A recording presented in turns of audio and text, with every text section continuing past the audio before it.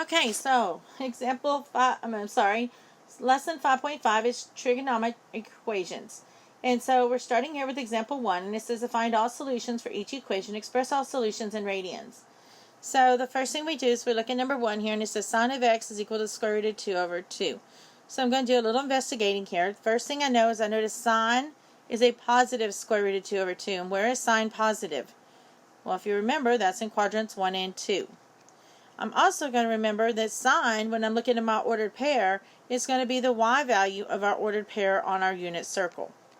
So I know I'm going to have two answers, one of them in quadrant 1, one of them in quadrant 2.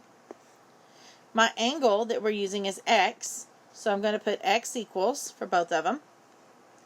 Now in quadrant 1, what angle has a y value that is the square root of 2 over 2 in radians? That's going to be pi over 4. Now, but we want all solutions. We don't just want one time around solutions. So because we want all solutions, we're going to put plus. The period for sine is 2 pi, so we're going to add a complete circle a number of multiple times, we're going to add it multiple times. So we're going to put an n there. So our answer there is going to be x is equal to pi over 4 plus 2 pi n.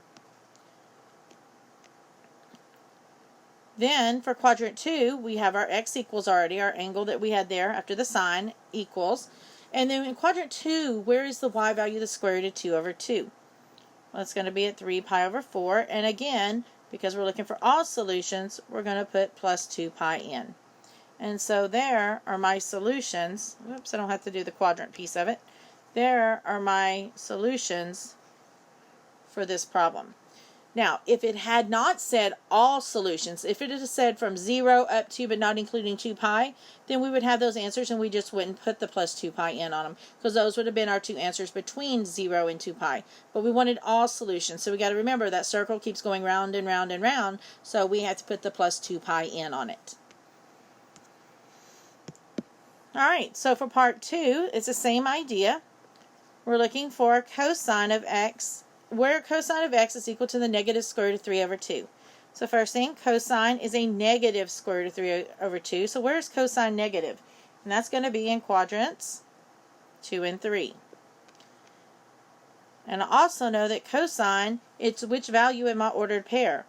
It's the x value.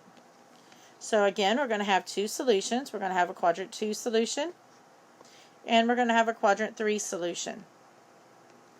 So my angle here, notice is cosine of x, so we're going to put x equals.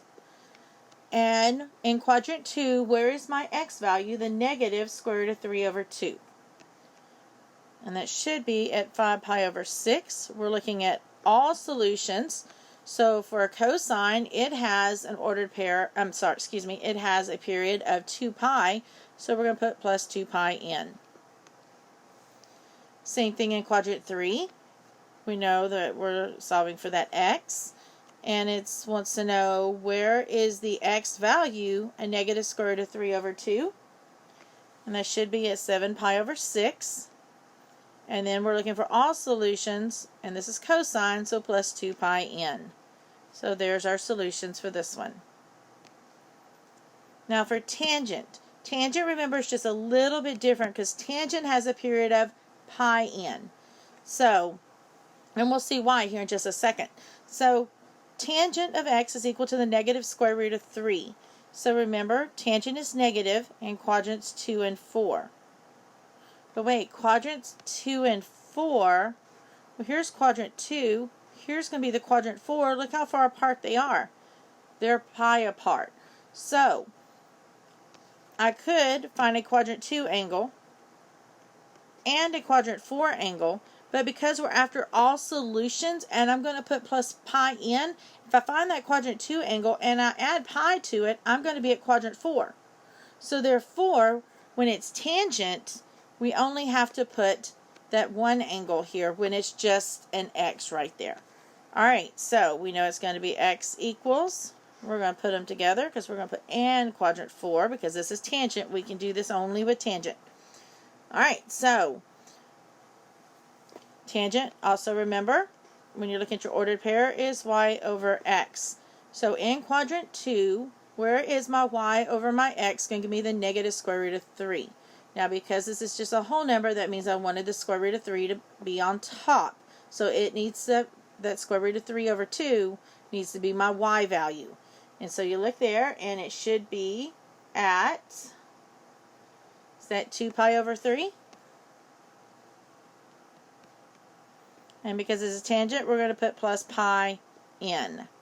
Now, one disclosure on tangent, because a lot of times when we look at this, we talk about it like as the inverse. And remember, the inverse tangent's only in quadrants 1 and 4.